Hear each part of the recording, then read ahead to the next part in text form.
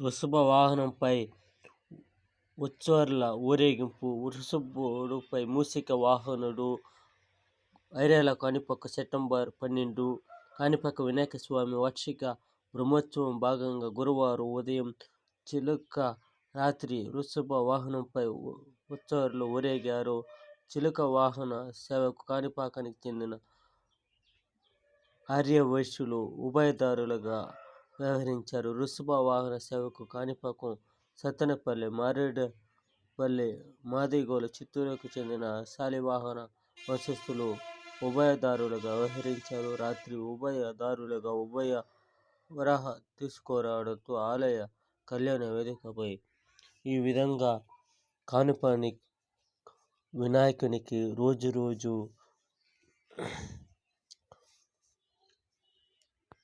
కళకళలాడుతూ సంతోషంగా